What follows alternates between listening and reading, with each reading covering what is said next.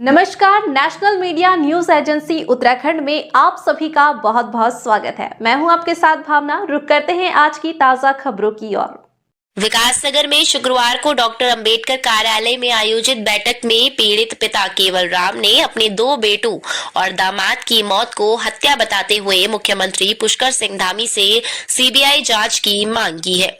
मामला देहरादून जिले के त्यूणी तहसील के भूट गांव का है, जहां 6 दिसंबर की रात राजकीय हाई स्कूल के पुराने भवन में 3 युवक मृत पाए गए थे।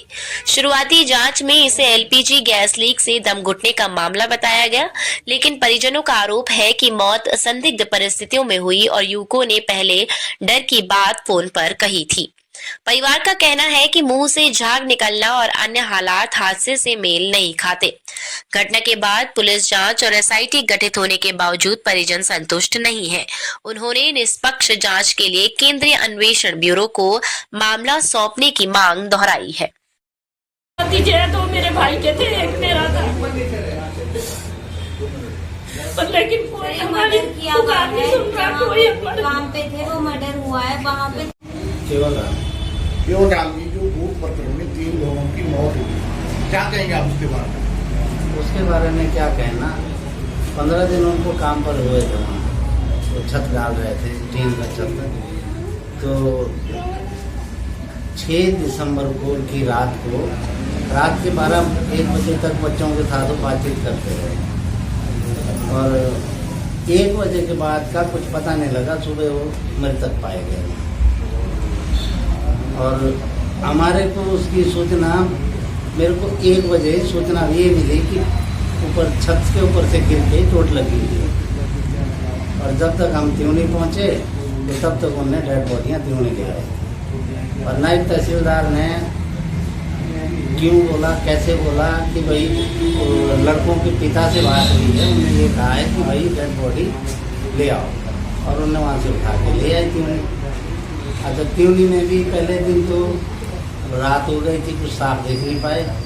दूसरे दिन जब सारी बहुएँ आई, उनकी माँ आई, सब लोग जब त्यूणी पहुँचे तब खोल के देखा कि उनको बहुत चोट लगी हुई थी। एक लड़के को तो बहुत ज़्यादा थी चोट लगी, सिर में थी, बाजू में थी, एक बाजू फ्रैक्चर था, तो फ्रैक्चर का टूटा हुआ था पूरा, और ब्लड का ढेर लगा हुआ था। और उनने जो है मतलब वो कोशिश यही कर रहे थे कि भाई ये डेड बॉडी यहीं से ले जाएं ताकि इसकी कोई जांच ना हो। इसलिए हमारी प्रार्थना यही है कि भाई हमें सीबीआई जांच चाहिए, इसमें सीबीआई जांच हो, क्योंकि ये प्रशासन कुछ कर ही नहीं रहा। नहीं, आपको किसी पे शक है जबकि पुलिस एसआईटी की जांच भी बैठी है? एसआईटी की जांच बैठी है पर तो उसमें कुछ कोई हो ही नहीं निकल रहा। रिपोर्ट साफ नहीं आई। जो चीजें सबने देखी, हमने पूरे परिवार ने देखी और भी नाते रिश्तेदारों ने देखी, वो चोट भी नहीं दर्शाई है उस रिपोर्ट में। जो पोस्टमार्टम रिपोर्ट आई वो भी नहीं दर्शाई है, जो कि खूब देखी है, हमने अपनी आंखों से देखी। और बिस्रा की रिपोर्ट 3 महीने हो गए, अभी तक कुछ नहीं आया, कुछ नहीं दिखाया। तो ये बिल्कुल किसी किस्म के काम नहीं कर रहे हैं। इसलिए हमारी प्रार्थना ये है कि सीबीआई जांच करे, क्योंकि हमारे पास कमाने वाले वही थे, बाकी कोई नहीं। बाकी देख लो, छोटे छोटे बच्चे हैं, कमाने वाले वही थे। और मेरी भी उम्र बहुत हो चुकी है, मेरे से कुछ काम होता नहीं है, मैं क्या कमाऊँगा, क्या खिलाऊँगा, और स्वास्थ्य भी सही नहीं रहता है मेरा। इसलिए दरख्वास्त है कि तुरंत सीबीआई जांच बैठाई जाए। और आपको शक है किसी पे? शक किस पे शक है? अब शक तो उसी पे जाता है जिसको रात को 12:44 में जिसको फोन किया गया कि भाई हमारे को यहाँ पे डरा रहा है, आप लोग हमारी हेल्प के लिए आ जाओ।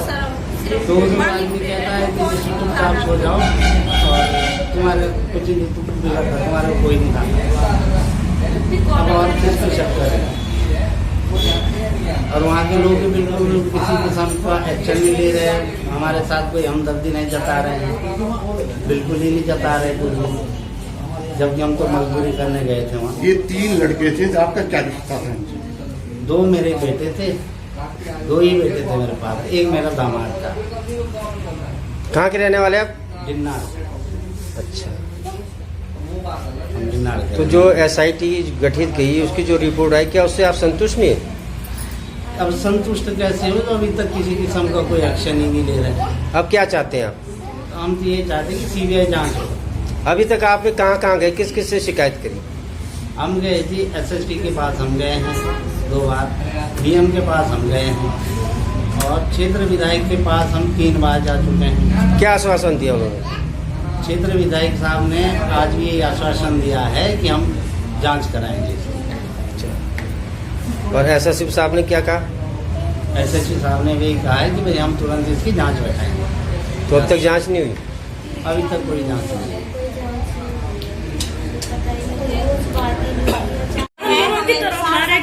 आपका क्या रिश्ता था उनसे? मेरे एक देवर थे, एक मेरे ननद के पति थे, एक मेरा पति था। अच्छा, हाँ जी। तो मैं तो ये चाहती हूँ कि मेरा पूरा शक है उस मालिक पे जहाँ वो काम देते कि कहाँ के हैं मालिक? भूट गाँव के थे। 15 दिन हुए थे वो उनसे वहाँ जाते हुए। मेरे बेटे को तो और एक ऐसा कहीं हमारा मतलब किसी से ऐसा कोई लेन देन नहीं था या किसी से लड़ाई झगड़े नहीं थे। बहुत शरीफ थे वो, तीनों के तीनों लड़के बहुत शरीफ थे। आज तक बहुत जगह काम किया है। एक भूट गाँव में नहीं, बहुत जगह काम किया है। मैं तो साफ साफ ये कहूंगी कि भूट गाँव में उनका मर्डर किया है, वो भी मालिक का ही हाथ है। जो मतलब नहीं,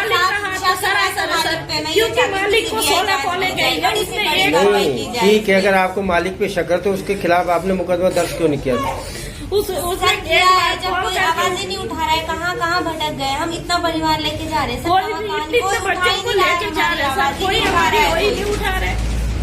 उसने वो नहीं कर रहे कार्रवाई। पुलिस अनुशासन कहाँ जा रखा है? कोई भी हमारी निवेदन नहीं सुन रहे, हमारी प्रार्थना कोई भी नहीं सुन रहे। ऐसा क्यों किया जा रहा है? देखो छोटे छोटे बच्चे छूट रखे हैं, 4 बच्चों की माँ बनी हुई है, इतनी छोटी छोटी, उनका कोई भी वो नहीं है, आगे उनकी देखभाल करने वाला कोई नहीं है। सर ऐसा क्यों किया जा रहा है? कम से कम हम सर ये चाहते हैं कि भाई अब कोई कार्रवाई हो हमारे